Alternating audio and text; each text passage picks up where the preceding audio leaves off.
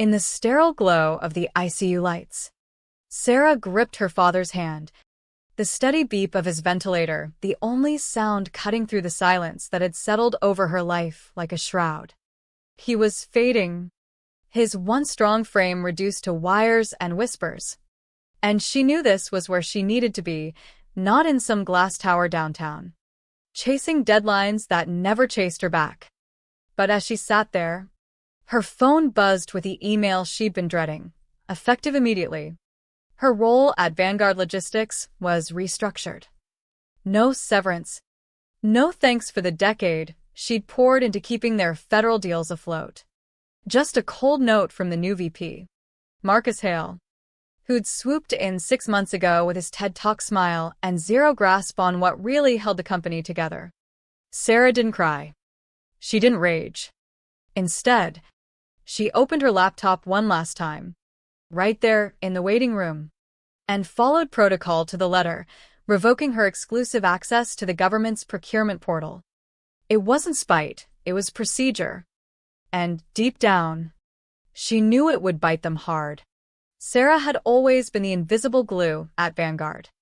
Not the flashy kind that got invites to investor dinners, but the kind that made sure multi-million-dollar contracts with the Department of Defense and Homeland Security didn't evaporate into bureaucratic limbo.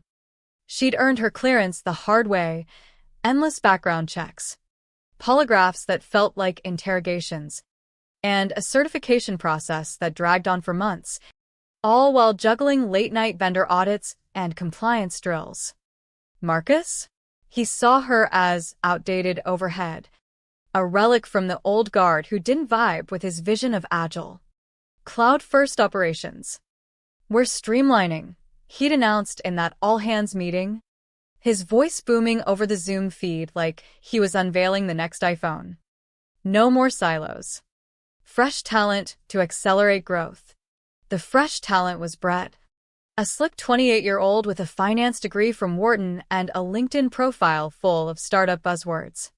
Brett could pitch like a pro, but he couldn't tell a SAM registration from a Starbucks app. Sarah had tried to warn them multiple times. Memos, flagged emails, even a quiet aside in the break room. You need at least 3 months to onboard a new liaison. The feds don't hand out keys like candy. Marcus had waved it off with a chuckle. "We've got this. Tech solves everything these days." Back in the hospital, as nurses adjusted her dad's oxygen mask, Sarah hit send on her final notice. It was meticulously drafted, a formal withdrawal of her credentials, complete with the required GSA forms and a timeline for transition. She CC'd legal, HR, and the exec team. Subject line screaming urgency. Immediate federal access handoff required. Risk of contract suspension. Then she powered down, focusing on the man who'd taught her everything about integrity, her father, a retired engineer who'd built bridges that lasted lifetimes, not egos that crumbled under pressure. She didn't think about Vanguard for the next 48 hours. Not while holding vigil. Not while doctors murmured about complications from his heart surgery. But the company? They were already starting to feel the tremors. It began subtly, like a distant rumble before the quake. On Wednesday, a routine invoice from a key supplier bounced back from the federal payment system. Invalid authorization, the error read. The accounts team shrugged it off as a glitch. Reran it. Same result. By Thursday morning, 2 more vendors were on the phone, voices edged with frustration. "Payments are stalled." "What's going on over there?" Marcus, holed up in his corner office with its panoramic view of the Chicago skyline, dismissed it at first. "Brett's on it," he barked into his headset during a strategy call. Brett, for his part, was sweating through his button-down, frantically Googling federal procurement reset. He'd submitted his prelim clearance app weeks ago, but skipped the in-person verification, too busy schmoozing clients at happy hours. "It'll sync automatically," he'd assured Marcus. It didn't. By noon, the dashboard lit up red. Vanguard's entire federal pipeline, $22 million in active contracts for logistics support. From supplying military bases to coordinating border security gear was grinding to a halt. The portal banner was merciless. Access suspended. No verified liaison on file. Emails poured in from agencies. The Army Corps of Engineers querying a delayed bid. FEMA flagging a compliance hold on emergency response kits. The CFO, Elena, a no-nonsense veteran with 20 years in finance, stormed into the open plan floor. Her tablet clutched like a weapon. "This isn't a bug," she snapped, projecting the screen for all to see. "We lost our point of contact. Everything's frozen until we reinstate." Marcus paced, his face flushing under the fluorescent lights. "Call IT. Override it." But IT couldn't. The system wasn't theirs, it was Uncle Sam's. And it demanded fingerprints, not favors. Whispers spread through the cubicles like wildfire. Sarah was the only one certified. They let her go without a backup? Marcus said she was replaceable. Elena pulled up Sarah's emails, the ones no one had actioned. There they were, time-stamped and ignored, buried under Marcus's rah-rah newsletters about disrupting the status quo. In the conference room, as the team huddled, the reality sank in. Without Sarah's sign-off, they couldn't approve shipments, process payments, or even respond to RFPs. Vendors started pulling back, citing payment risks. A major subcontractor canceled a delivery mid-transit, stranding $800,000 worth of gear in a warehouse. The board got wind by evening, and the calls came fast, investors demanding explanations, partners hedging on future deals. Marcus tried to rally. "This is temporary. We'll expedite Brett's clearance." But expediting federal bureaucracy was like rushing a glacier. It took weeks, sometimes months. And in the meantime, Vanguard was hemorrhaging cash, $50,000 a day in penalties and lost ops alone. Sarah got the first ping that night. As she stepped out for air in the hospital parking lot, the Chicago wind biting through her coat. A voicemail from Elena. "We need to talk. Urgently." Then texts from old colleagues. Please, laced with panic. She listened, then deleted them. Her father had taken a turn, pneumonia setting in, and she wasn't about to trade his bedside for their mess. But as days blurred into a haze of doctor rounds and quiet prayers, the fallout at Vanguard escalated. Friday brought the hammer, a formal notice from the General Services Administration. Contractor status under review. Potential debarment for noncompliance. Debarment, the nuclear option. Blacklisting them from federal work for years. The stock dipped 8% in after-hours trading. Marcus, cornered in an emergency board call, stammered excuses. "We had a transition plan. It just slipped." The chairman's voice cut through. "Slipped? You fired our lifeline without a net." In the quiet moments between beeps, Sarah reflected on how it all unraveled. She'd built that access from scratch, navigating the maze of FAR regulations and security protocols while Marcus chased vanity metrics. Now, with her father stabilizing, just barely, she felt a flicker of something new. Not regret, but resolve. The company she'd given everything to had discarded her like yesterday's memo. And in doing so, they'd handed her the power to watch it all teeter. The weekend was a blur of false alarms in the ICU, her father's vitals dipping, then steadying, nurses rushing in with charts and concerned frowns. Sarah barely slept, her mind drifting between worry and the ironic justice unfolding miles away in Vanguard's gleaming headquarters. By Monday, the crisis had gone viral internally. Leaked emails, frantic Slack channels buzzing with what now, and did anyone back up the liaison creds? Marcus had called an all-hands, his usual charisma cracked like cheap veneer. "We're addressing this head-on," he proclaimed, but his eyes darted, avoiding the accusatory stares. Brett sat beside him, silent and pale, his Wharton polish no match for the Fed's ironclad rules. Elena, ever the pragmatist, had already run the numbers, projected losses topping $4 million if unresolved by quarter's end. Suppliers were lawyering up, threatening breaches. A key DoD contract for drone parts hung by a thread, its renewal window closing fast. Sarah's phone kept lighting up, missed calls from unknown extensions, voicemails escalating from polite to desperate. One from the CEO himself, Harlan Reed, a silver-haired titan who'd built Vanguard from a garage startup. Sarah, this is Harlan. We made a mistake. Let's fix it. She didn't call back. Not yet. Instead, she focused on her dad, reading him snippets from his favorite Tom Clancy novels, her voice steady even as exhaustion clawed at her. But late that night, as he slept fitfully, she pulled up her email drafts.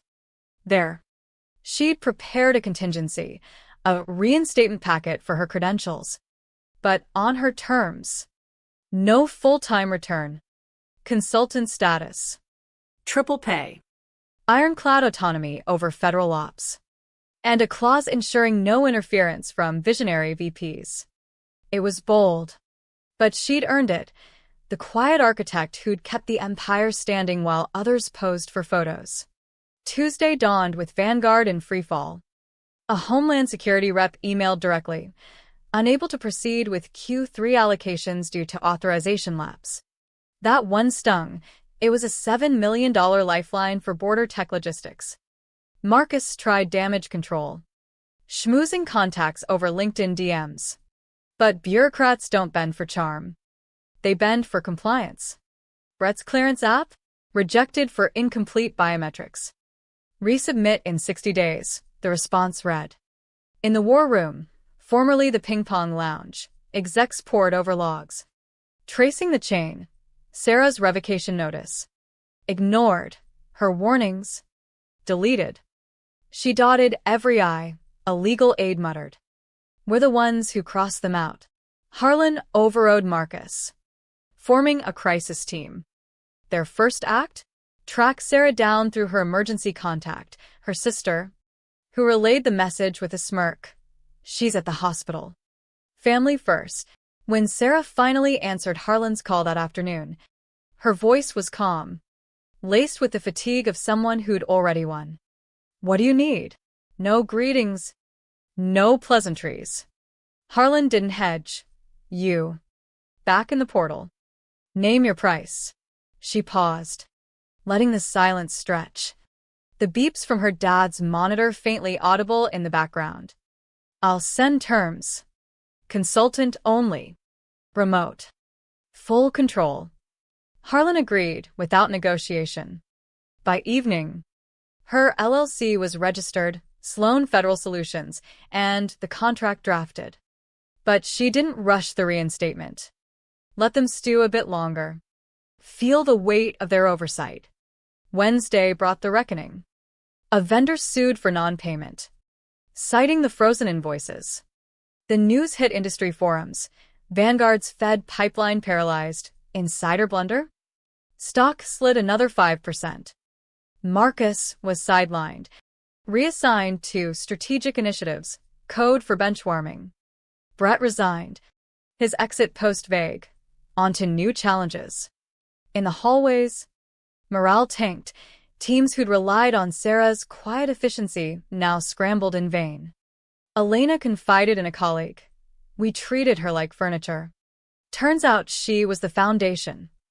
Sarah signed the contract Thursday morning, emailing it from the hospital cafeteria over lukewarm coffee. By afternoon, she logged in remotely, credentials reactivated, biometrics cleared. The portal hummed back to life, approvals queued, payments released, contracts thawed. Vanguard breathed again, but the scars remained. Harlan announced it internally. Federal operations stabilized under expert consultation. No mention of the chaos, but everyone knew.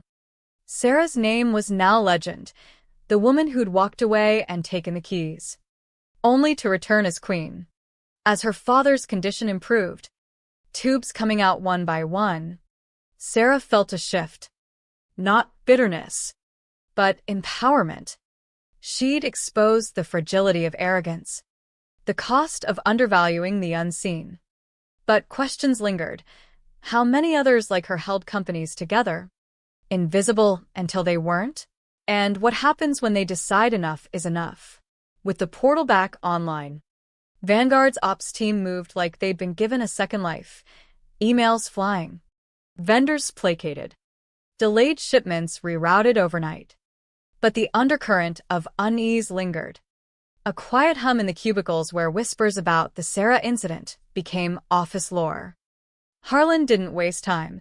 He mandated cross-training for federal compliance.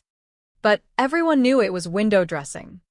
True clearance took grit, not group sessions.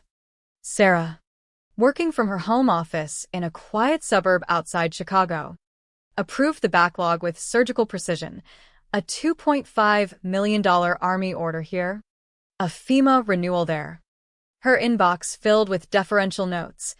Per your guidance, awaiting your sign-off, a far cry from the dismissals of before. Marcus? He faded into irrelevance. His special projects a dead-end desk job, poring over reports no one read. He tried emailing her once. No hard feelings? She archived it without reply. Her father's recovery was slow, marked by physical therapy sessions where he gripped her hand, squeezing with surprising strength. You did right by us, he rasped one afternoon. Eyes sharp despite the pain meds. Sarah nodded. But inside, the victory felt hollow at times. She'd reclaimed control. But at what cost? The hospital bills piled up, insurance battles, a new bureaucracy to navigate. Yet her consultant gig covered it all. Triple salary meant security, freedom to be at his side without begging for PTO. Evenings, she'd review Vanguard's dashboards, spotting risks Marcus had ignored, outdated vendor certs, looming audit flags. She'd flag them quietly, watching the team scramble to fix what she'd long warned about. A month in, the board called a review. Harlan presented slides, pipeline restored, growth trajectory resumed. But the Q&A turned pointed. An investor pressed, what safeguards against another lapse? Harlan glanced at his notes. We've secured dedicated expertise. Translation, Sarah's ironclad contract. No one mentioned the near collapse. But the subtext was clear. Arrogance had nearly tanked them. Post-meeting, Elena reached out personally. Thanks for coming back. Sort of. Sarah's response was brief. It's business. But it wasn't just that, it was justice, wrapped in legalese.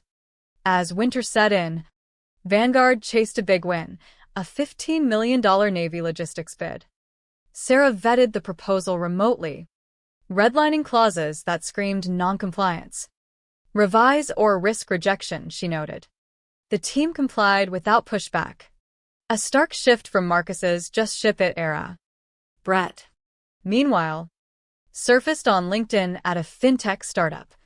His bio scrubbed of Vanguard. Rumors said he bailed before the ink dried on his resignation. Sarah didn't gloat. She focused forward, building her LLC with side gigs, advising small firms on Fed access, turning her expertise into an empire of one. Her dad's discharge brought relief and routine, home care, walks in the park where he'd point out engineering flaws in bridges. Proud of you, Kid, he'd say.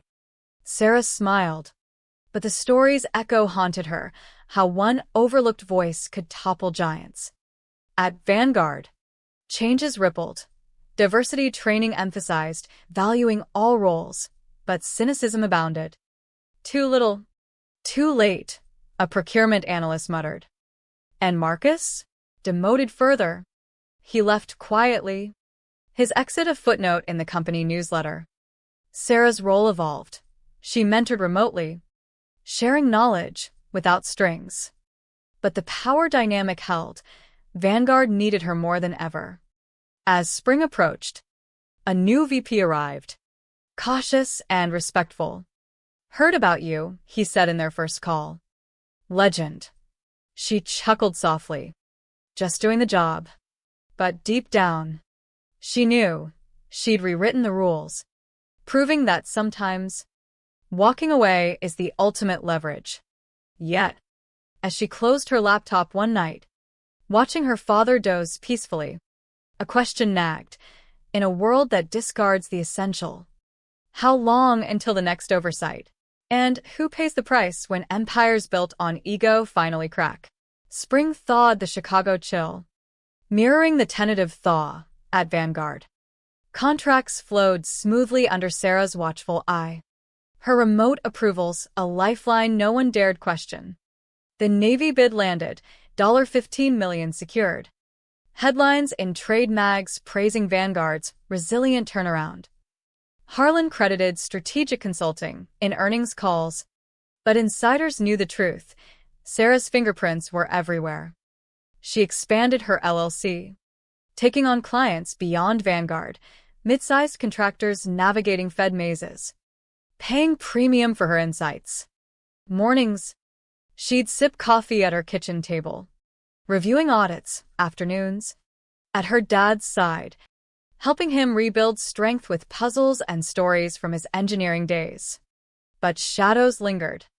A whistleblower tip hit the company's ethics line, allegations of Marcus's shortcuts pre-collapse, buried emails showing he'd ignored compliance for quick wins. Legal scrambled. But Sarah stayed out. Her contract shielded her from internal drama. Harlan called. "Need your perspective." She declined politely. "Handle it internally." The investigation dragged, revealing a pattern: Marcus's ego-driven decisions, from sidelining vets like her to fudging metrics for board appeasement. He was gone. But the stain remained: lawsuits from jilted vendors, SEC scrutiny on disclosures. Stock recovered. But trust? Fractured. Sarah's father improved steadily, his humor returning in quips about corporate fools. "You showed 'em," he'd grin. She nodded. But reflection brought complexity. Empowerment came with isolation. Old colleagues reached out awkwardly, mixing admiration with resentment. "Wish I'd spoken up," one said. Sarah understood. Systems reward silence until they don't. She volunteered at a women's network, sharing her story anonymized. "Know your worth. Document everything." Attendees nodded, eyes wide at the tale of quiet revenge. At Vanguard, the culture shifted subtly. Mandatory CERT trainings, emphasis on backups. The new VP, Lena, consulted Sarah often. "Your call on this clause?" Deference bred efficiency. But Sarah sensed fragility. A minor glitch, a vendor's CERT lapse, tested it. She fixed it swiftly. But pondered, what if she walked again? Her contract allowed it. No notice required. Summer brought a personal milestone: her dad's full recovery, celebrated with a backyard barbecue. Friends toasted her resilience, but she downplayed. Just life. Professionally, Vanguard offered equity to lock her in. "Part of the family," Harlan pitched. She countered. "Higher fees, more autonomy." They agreed. But as deals piled up, a DHS expansion, Air Force renewals, she felt the weight. Power was intoxicating, yet lonely. A late-night email from a junior analyst stirred memories. "Thanks for the guidance. You're why we survived." Sarah smiled, replying briefly. But the core question persisted. In undervaluing the indispensable, do companies court their own downfall? And when the overlooked rise, does true change follow? Or just temporary fear? As fall leaves turned, Vanguard hit record highs. Fed contracts ballooning to $30 million under Sarah's stewardship. Her LLC thrived, consulting gigs from coast to coast, advising on GSA hurdles, training liaisons. She hired an assistant, scaling what started as survival into strategy. At home, her father gardened again, his heart strong, their bond deeper from the ordeal. "You rebuilt more than portals," he said one evening. But closure came unexpectedly, a class action from ex-employees, citing toxic leadership pre-collapse. Sarah testified, remotely. Facts only, no emotion. Marcus, subpoenaed, crumbled under questioning, admitting oversights. Settlement cost millions. But Vanguard endured. Harlan retired, passing reins to Lena, who vowed transparency. Sarah reflected on the journey, from discarded to dominant. She'd exposed systemic flaws, arrogance blinding leaders to vital cogs. Now, Companies sought her wisdom, proving one person's stand could ripple wide.